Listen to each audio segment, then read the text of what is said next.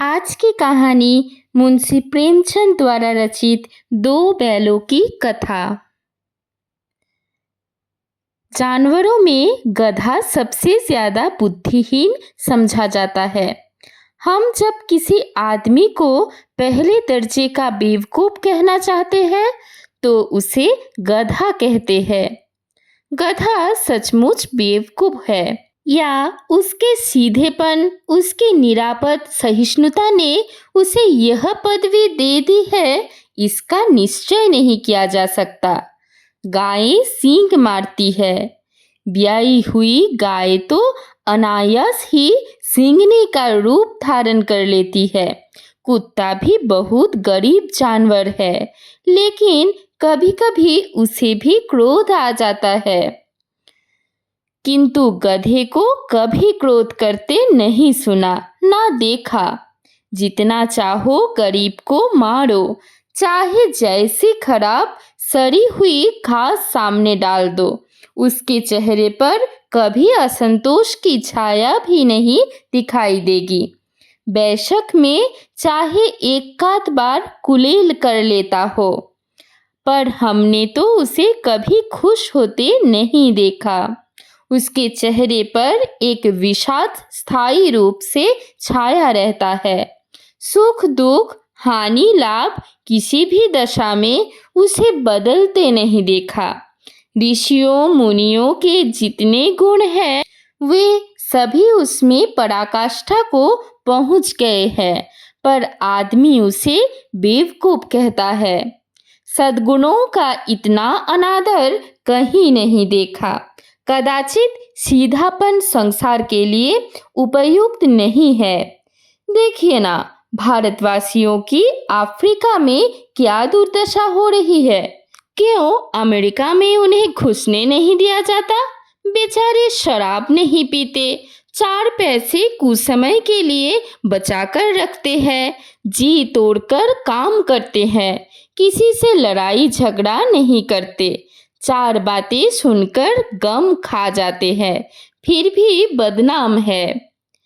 कहा जाता है वे जीवन के आदर्श को नीचा करते हैं।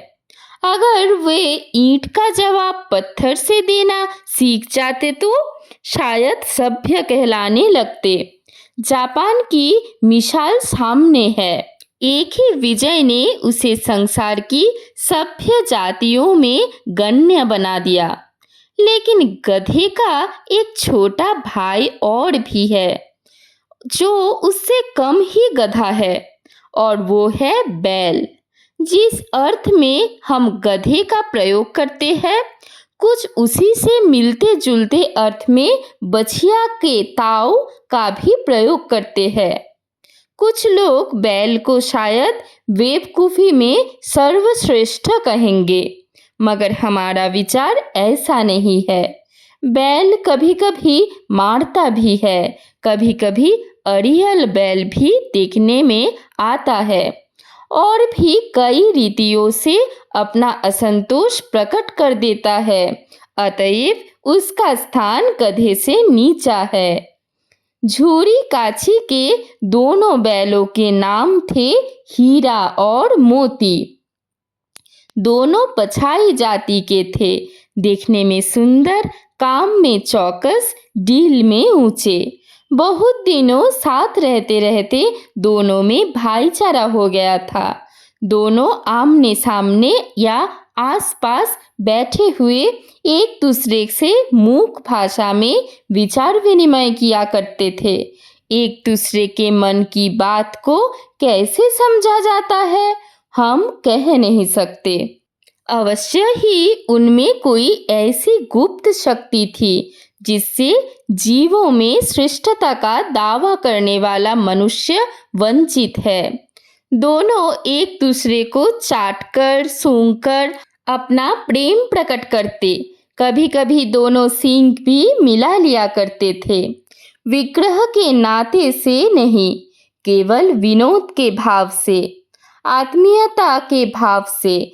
जैसे दोनों में घनिष्ठता होते ही घोल घप्पा होने लगता है। इसके बिना दोस्ती कुछ फुसफुसी, कुछ हल्की सी रहती है, जिस पर ज्यादा विश्वास नहीं किया जा सकता। जिस वक्त ये दोनों बैल हल या गाड़ी में जोते दिए जाते और गर्दन हिला हिला कर चलते, उस वक्त हर एक की यही चेष्टा होती थी कि ज्यादा से ज्यादा बोझ मेरी ही गर्दन पर रहे। दिन भर के बाद दोपहर या संध्या को दोनों खुलते तो एक दूसरे को चाट कर चूट कर अपना थकान मिटा लिया करते। नांद में खली भूसा पड़ जाने के बाद दोनों साथ उठते, साथ नांद में मुंह डालते और साथ ही बैठते थे। एक मुंह हटा लेता तो दूसरा भी हटा लेता। संयोग की बात, झूरी ने एक बार गौई को ससुराल भेज दिया। बैलों को क्या मालूम ये क्यों भेजे जा रहे हैं। समझे मालिक ने हमें बेच दिया। अपना यूं बेच जाना उन्हें अच्छा लगा या बुरा कौन जाने, पर झूरी के साले गया को घर तक गोई ले जाने में दांतों पसीना आ गया। पीछे से हाँकता तो दोनों दाएं बाएं भागते, पगहिया पकड़कर आगे से खींचता तो दोनों पीछे की ओर जोर लगाते, मारता तो दोनों सींग नीची करके हकारते। अगर ईश्वर ने उन्हें वाणी दी होती तो झूरी से पूछते, तुम हम गरीबों को क्यों निकाल रहे हो? हमने तो तुम्हारी सेवा करने में कोई कसर नहीं उठा रखी। अगर इतनी मेहनत से काम ना चलता था तो और काम ले लेते। हमें तो तुम्हारी चाकरी में मर जाना कबूल था। हमने कभी दाने चारे की शिकायत नहीं की। तुमने जो कुछ खिलाया वह सिर झुकाकर खा लिया। फिर तुमने हमें इस जालिम के हाथ क्यों बेच दिया? संध्या समय दोनों बैल अपने नए स्थान पर पहुंचे। दिन भर के भूखे थे, लेकिन जब नांद में लगाए गए तो एक ने भी उसमें मुंह नहीं डाला। दिल भारी हो रहा था। जिसे उन्होंने अपना घर समझ रखा था वह आज उनसे छूट गया। यह नया घर, नया गांव, नए आदमी उन्हें बेगानों से लगते थे। दोनों ने अपनी मूक भाषा में सलाह की, एक दूसरे को कनखियों से देखा और लेट गए। जब गांव में सोता पड़ गया तो दोनों ने जोर मारकर पगहे तुरा डाले और घर की तरफ चले। पगहे बहुत मजबूत थे। अनुमान न हो सकता था कि कोई बैल उन्हें तोड़ सकेगा, पर इन दोनों में इस समय दूनी शक्ति आ गई थी। एक एक झटके में रस्सियां टूट गई। झूरी प्रातःकाल सोकर उठा तो देखा कि दोनों बैल चरनी पर खड़े हैं। दोनों की गर्दनों में आधा आधा गड़ाव लटक रहा था। घुटने तक पांव कीचड़ से भरे हैं और दोनों की आंखों में विद्रोहमय स्नेह झलक रहा है। झूरी बैलों को देखकर स्नेह से गदगद हो गया। दौड़कर उन्हें गले लगा लिया। प्रेमालिंगन और चुंबन का वह दृश्य बड़ा ही मनोहर था। घर और गांव के लड़के जमा हो गए और तालियां बजा बजाकर उनका स्वागत करने लगे। गांव के इतिहास में ये घटना अभूतपूर्व न होने पर भी महत्वपूर्ण थी। बाल सभा ने निश्चय किया, दोनों पशु वीरों का अभिनंदन पत्र देना चाहिए। कोई अपने घर से रोटियां लाया, कोई गुड़, कोई चोकर, कोई भूसी। एक बालक ने कहा, ऐसे बाल किसी के पास ना होंगे।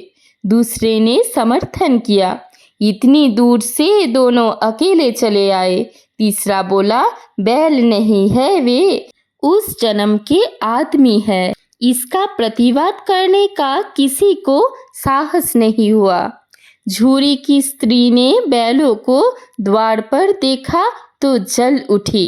बोली, कैसे नमक हराम बैल है कि एक दिन वहां काम ना किया, भाग खड़े हुए। झूरी अपने बैलों पर यह आक्षेप ना सुन सका। नमक हराम क्यों है? चारा दाना ना दिया होगा तो क्या करते? स्त्री ने रोब के साथ कहा, बस तुम ही तो बैलों को खिलाना जानते हो, और तो सभी पानी पिला पिला कर रखते हैं। झूरी ने चिढ़ाया। चारा मिलता तो क्यों भागते? स्त्री चिढ़ गई। भागे इसलिए कि वे लोग तुम जैसे बुद्धुओं की तरह बैलों को सहलाते नहीं, खिलाते हैं तो रगड़ कर जोतते भी है। ये दोनों ठहरे कामचोर भाग निकले। अब देखो कहाँ से खली और चोकर मिलता है। सूखे भूसे के सिवा कुछ न दूंगी, खाए चाहे मरे। वही हुआ। मजूर भी बड़ी ताकीद की गई कि बैलों को खाली सूखा भूसा दिया जाए। बैलों ने नाद में मुंह ना डाला तो फीका फीका, ना कोई चिकनाहट ना कोई रस। क्या खाए? आशा भरी आंखों से द्वार की ओर ताकने लगे। झूरी ने मजूर से कहा, थोड़ी सी खली क्यों नहीं डाल देता बे?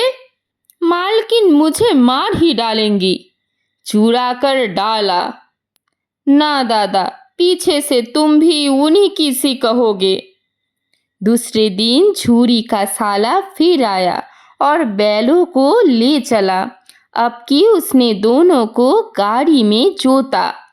2-4 बार मोती ने गाड़ी को खाई में गिराना चाहा, पर हीरा ने संभाल लिया। वह ज्यादा सहनशील था। संध्या समय घर पहुंचकर उसने दोनों को मोटी रस्सियों से बांधा और कल की शरारत का मजा चखाया। फिर वही सूखा भूसा डाल दिया।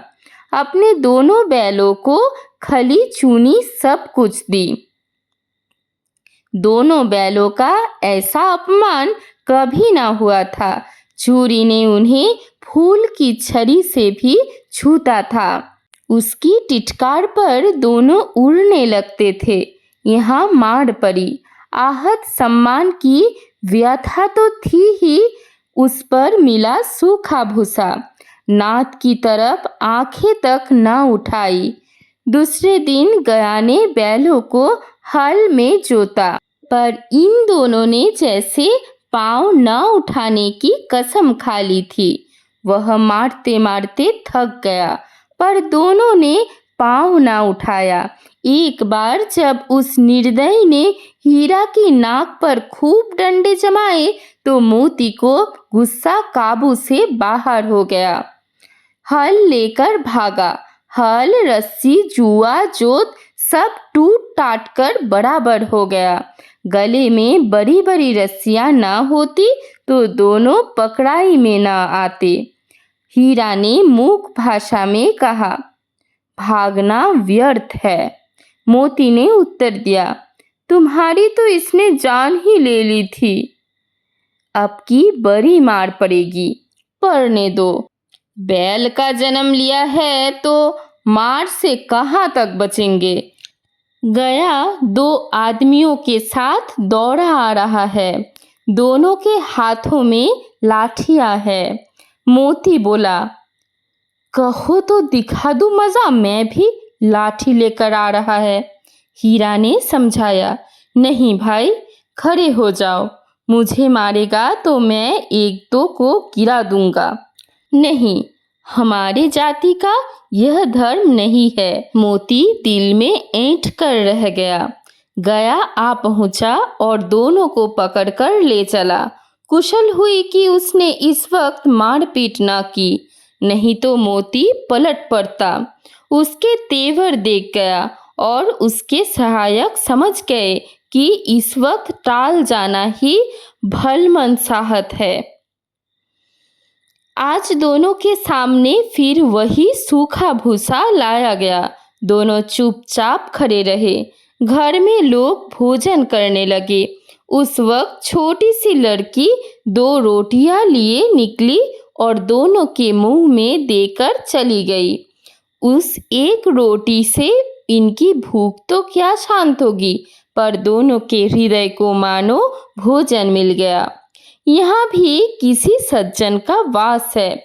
लड़की भैरों की थी। उसकी माँ मर चुकी थी। सौतेली माँ उसे मारती रहती थी। इसलिए इन बैलों से एक प्रकार की आत्मीयता हो गई थी। दोनों दिन भर जाते, डंडे खाते, अड़ते, शाम को स्थान पर बांध दिए जाते और रात को वही बालिका उन्हें 2 रोटियां खिला जाती। प्रेम के इस प्रसाद की यह बरकत थी कि 2-2 गाल सूखा भूसा खाकर भी दोनों दुर्बल ना होते थे, मगर दोनों की आंखों में रोम रोम में विद्रोह भरा हुआ था। एक दिन मोती ने मूक भाषा में कहा, अब तो नहीं सहा जाता हीरा, क्या करना चाहते हो? एक हाथ को सींग पर उठाकर फेंक दूंगा, लेकिन जानते हो वह प्यारी लड़की जो हमें रोटियां खिलाती है उसी की लड़की है जो इस घर का मालिक है। यह बेचारी अनाथ हो जाएगी तो मालकिन को फेंक दो, वही तो इस लड़की को मारती है। लेकिन औरत जात पर सींग चलाना मना है, यह भूल जाते हो। तुम तो किसी तरह निकलने ही नहीं देते। बताओ, तुराकर भाग चले? हाँ, यह मैं स्वीकार करता, लेकिन इतनी मोटी रस्सी टूटेगी कैसे? इसका एक उपाय है। पहले रस्सी को थोड़ा चबा लो, फिर एक झटके में जाती है। रात को जब बालिका रोटियां खिलाकर चली गई तो दोनों रस्सियां चबने लगे, पर मोटी रस्सी मुंह में ना आती थी। बेचारे बार बार जोर लगाकर रह जाते थे। सहसा घर का द्वार खुला और वह लड़की निकली। दोनों सिर झुकाकर उसका हाथ चाटने लगे। दोनों की पूंछें खड़ी हो गई। उसने उनके माथे सहलाए और बोली, खोल देती हूँ, चुपके से भाग जाओ, नहीं तो ये लोग मार डालेंगे। आज घर में सलाह हो रही है कि इनकी नाकों में नाथ डाल दी जाए। उसने गराम खोल दिया, पर दोनों चुप खड़े रहे। मोती ने अपनी भाषा में पूछा, अब चलते क्यों नहीं?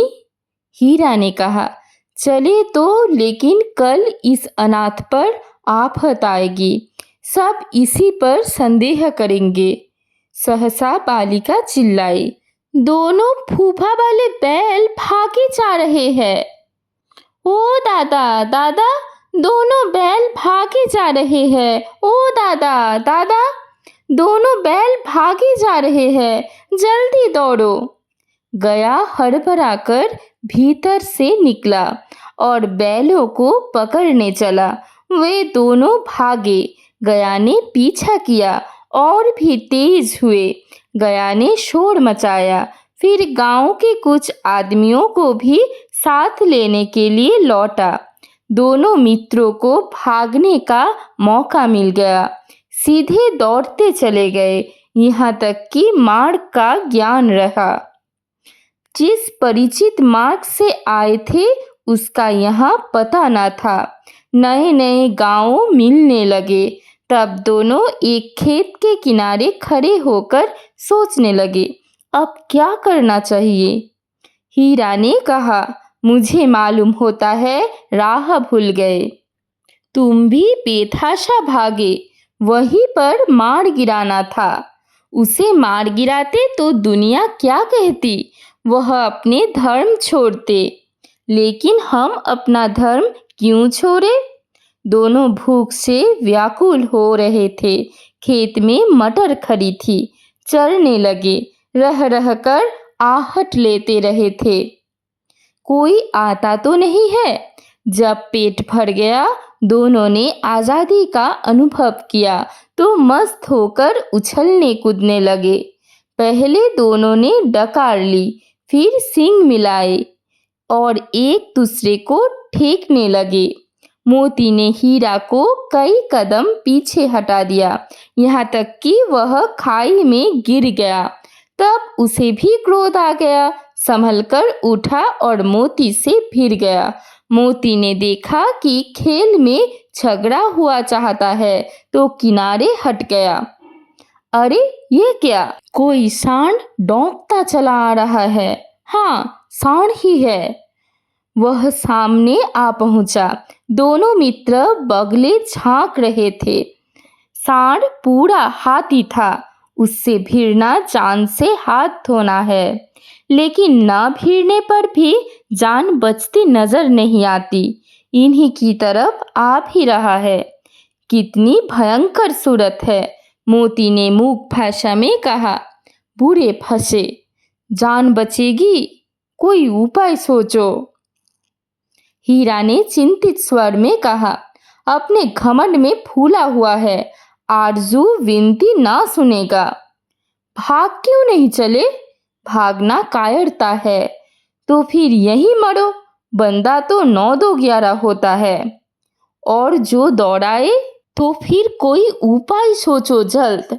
उपाय यह है कि उस पर दोनों जने एक साथ चोट करे। मैं आगे से रगेड़ता हूँ, तुम पीछे से रगेदो। दोहरी मार पड़ेगी तो भाग खड़ा होगा। मेरी ओर झपटे, तुम बगल से उसके पेट में सींग घुसेड़ देना। जान जोखिम है, पर दूसरा उपाय नहीं है। दोनों मित्र जान हथेली पर लेकर लपके। सांड को भी संगठित शत्रुओं से लड़ने का तजुर्बा न था। वह तो एक शत्रु से मल्लयुद्ध करने का आदी था। ज्यों ही हीरा पर झपटा, मोती ने पीछे से दौड़ाया। सांड की उसकी तरफ मुड़ा तो हीरा ने रगेदा। सांड चाहता था कि एक एक करके दोनों को गिरा ले, पर ये दोनों भी उस्ताद थे, उसे वह अवसर ना देते थे। एक बार सांड झल्लाकर हीरा का अंत कर देने के लिए चला कि मोती ने बगल से आकर उसके पेट में सींग भोंक दिया। सांड क्रोध में आकर पीछे फिरा तो हीरा ने दूसरे पहलू में सींगे चुभा दिया। आखिर बेचारा जख्मी होकर भागा और दोनों मित्रों ने दूर तक उसका पीछा किया, यहाँ तक कि सांड बेदम होकर गिर पड़ा। तब दोनों ने उसे छोड़ दिया। दोनों मित्र जीत के नशे में झूमते चले जाते थे। मोती ने सांकेतिक भाषा में कहा, मेरी जी चाहता था कि बचा तो मार ही डालूं। हीरा ने तिरस्कार किया। गिरे हुए बैरी पर सींग ना चलाना चाहिए, यह सब ढोंग है। बैरी को ऐसा मारना चाहिए कि फिर ना उठे। अब घर कैसे पहुंचोगे वो सोचो। पहले कुछ खा ले तो सोचे। सामने मटर का खेत ही था। मोती उसमें घुस गया। हीरा मना करता रहा, पर उसने एक न सुनी। अभी 2 ही 4 ग्रास खाए थे कि आदमी लाठियां लिए दौड़ पड़े और दोनों मित्र को घेर लिया। हीरा तो मेर पर था, निकल गया। मोती सींचे हुए खेत में था। उसके खुर कीचड़ में धंसने लगे, न भाग सका, पकड़ लिया। हीरा ने देखा संगी संकट में है तो लौट पड़ा, फंसेंगे तो दोनों फंसेंगे। रखवालों ने उसे भी पकड़ लिया। प्रातः काल दोनों मित्र कांची हाउस में बंद कर दिए गए। दोनों मित्रों को जीवन में पहली बार ऐसा साबिका पड़ा था कि सारा दिन बीत गया और खाने को एक तिनका भी ना मिला। समझ में न आता था यह कैसा स्वामी है। इससे तो गया फिर भी अच्छा था। यहाँ कई भैंसें थी, कई बकरियां, कई घोड़े, कई गधे, पर किसी के सामने चारा न था। सब जमीन पर मुर्दों की तरह पड़े थे। कई तो इतने कमजोर हो गए थे कि खड़े भी ना हो सकते थे। सारा दिन मित्र फाटक की ओर टकटकी लगाए रहते, पर कोई चारा न लेकर आता दिखाई दिया। तब दोनों ने दीवार की नमकीन मिट्टी चाटनी शुरू की, पर इससे क्या तृप्ति होती। रात को भी जब कुछ भोजन ना मिला तो हीरा के दिल में विद्रोह की ज्वाला दहक उठी। मोती से बोला, अब नहीं रहा जाता मोती। मोती ने सिर लटकाए हुए जवाब दिया, मुझे तो मालूम होता है कि प्राण निकल रहे हैं। आओ दीवार तोड़ डाले। मुझसे तो अब कुछ नहीं होगा, बस इसी बूथ पर अकड़ते थे। सारी अकड़ निकल गई। बाड़े की दीवार कच्ची थी। हीरा मजबूत तो था ही, अपने नुकीले सींग दीवार में गड़ा दिए और जोर मारा तो मिट्टी का एक छिप्पर निकल आया। फिर तो उसका साहस बढ़ा। उसने दौड़ दौड़ कर दीवार पर चोटें की और हर चोट में थोड़ी थोड़ी मिट्टी गिराने लगा। उसी समय कांजी हाउस का चौकीदार लालटेन लेकर जानवरों की हाजिरी लेने आ निकला। हीरा का उद्दंडपन देखकर उसे कई डंडे रसीद किए और मोटी सी रस्सी से बांध दिया। मोती ने पड़े पड़े कहा, आखिर मार खाई, क्या मिला? अपने बूते भर जोर तो मार दिया। ऐसा जोर मारना किस काम का कि और बंधन में पड़ गए। जोर तो मारता ही जाऊंगा, चाहे कितने ही बंधन पड़ते जाए। जान से हाथ धोना पड़ेगा। कुछ परवाह नहीं, यूं भी तो मरना ही है। सोचो, दीवार खुद जाती तो कितनी जाने बच जाती। इतने भाई यहाँ बंद है, किसी की देह में जान नहीं है। 2-4 दिन यही हाल रहा तो मर जाएंगे। हाँ, यह बात तो है। अच्छा, तो ला फिर मैं जोर लगाता हूँ।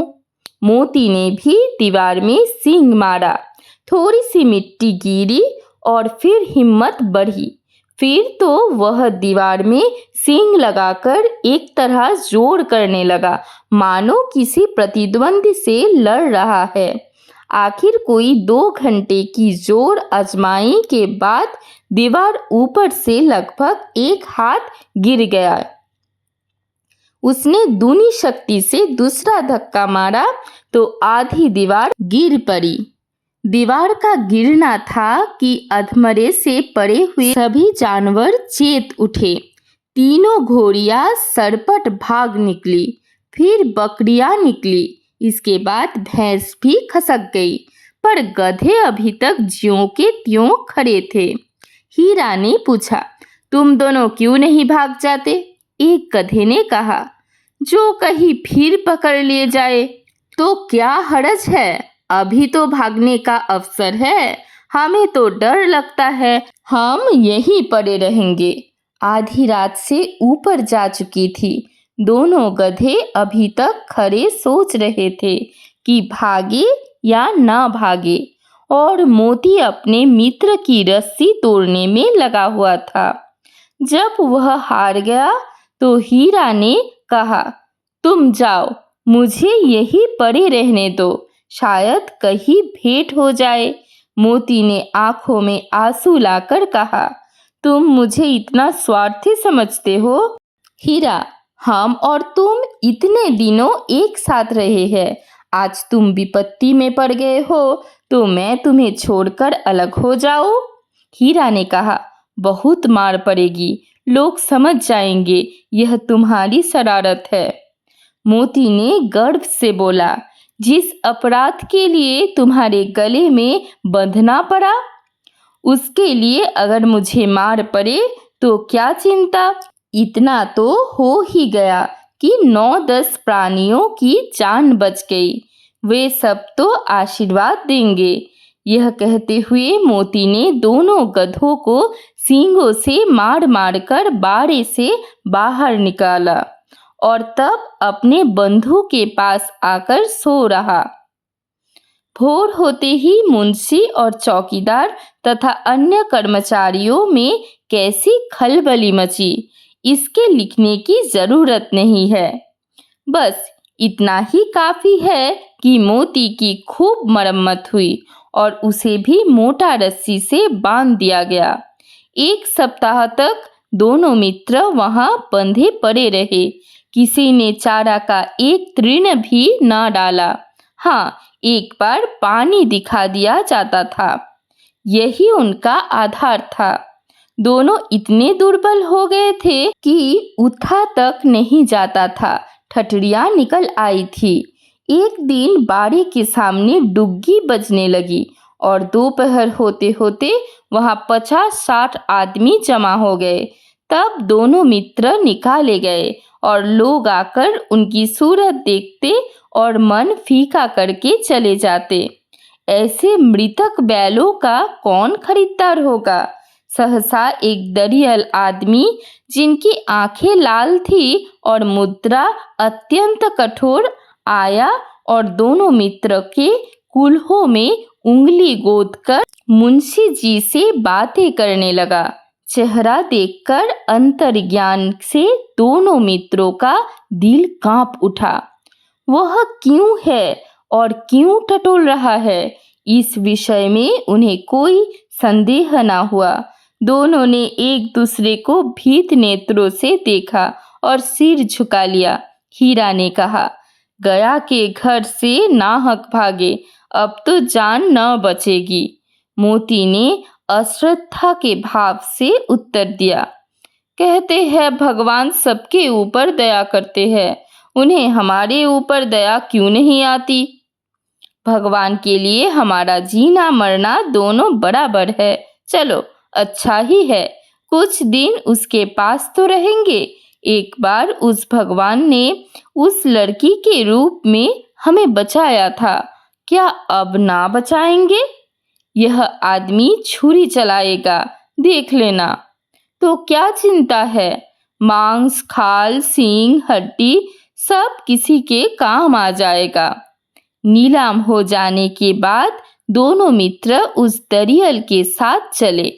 दोनों की बोटी बोटी कांप रही थी। बेचारे पांव तक ना उठा सकते थे, पर भय के मारे गिरते पड़ते भागे जाते थे, क्योंकि वह जरा भी चाल धीमी हो जाने पर डंडा जमा देता था। राह में गाय बैलों का एक रेवड़ हरे भरे हार में चरता नजर आया। सभी जानवर प्रसन्न थे, चिकने चपल, कोई उछलता था, कोई आनंद से बैठा पागुर करता था। कितना सुखी जीवन था इनका, पर कितने स्वार्थी है सब। किसी को चिंता नहीं कि उनके 2 बाई बधिक के हाथ पड़े, कैसे दुखी है। सहसा दोनों को ऐसा मालूम हुआ कि परिचित राह है। हाँ, इसी रास्ते से गया उन्हें ले गया था। वही खेत, वही बाग, वही गांव मिलने लगे। प्रतिक्षण उनकी चाल तेज होने लगी। सारी थकान, सारी दुर्बलता गायब हो गई। आह, ये लो, अपना ही हार आ गया। इसी कुएं पर हम पूर चलाने आया करते थे। यही कुआं है।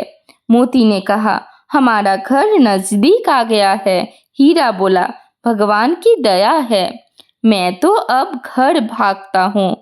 यह जाने देगा, इसे मैं मार गिराता हूँ। नहीं नहीं, दौड़कर थान पर चलो, वहां से आगे हम न जाएंगे। दोनों उन्मत्त होकर बछड़ों की भांति कुलेले करते हुए घर की ओर दौड़े। वह हमारा थान है। दोनों दौड़कर अपने थान पर आए और खड़े हो गए। दरियल भी पीछे पीछे दौड़ा चला आता था। झूरी द्वार पर बैठा धूप खा रहा था। बैलों को देखते ही दौड़ा और उन्हें बारी बारी से गले लगाने लगा। मित्रों की आंखों से आनंद के आंसू बहने लगे। एक झूरी का हाथ चाट रहा था। दरियल ने जाकर बैलों की रस्सियां पकड़ ली। झूरी ने कहा, मेरे बैल है, तुम्हारे बैल कैसे है? मैं मवेशी खाने से नीलाम लिए आता हूँ। मैं तो समझता हूँ चुराए लिए जाते हो। चुपके से चले जाओ, मेरे बैल है, मैं बेचूंगा तो बिकेंगे। किसी को मेरे बैल नीलाम करने का क्या अख्तियार है? जाकर थाने में रपट कर दूंगा। मेरे बैल है, इसका सबूत यह है कि मेरे द्वार पर खड़े हैं। दरियल झल्ला कर बैलों को जबरदस्ती पकड़ ले जाने के लिए बढ़ा। उसी वक्त मोती ने सींग चलाया। दरियल पीछे हटा। मोती ने पीछा किया। दरियल भागा। मोती पीछे दौड़ा। गांव के बाहर निकल जाने पर वह रुका, पर खड़ा दरियल का रास्ता वह देख रहा था। दरियल दूर खड़ा धमकियां दे रहा था, गालियां निकल रहा था, पत्थर फेंक रहा था और मोती विजयी शूर की भांति उसका रास्ता रोके खड़ा था। गांव के लोग यह तमाशा देखते थे और हंसते थे।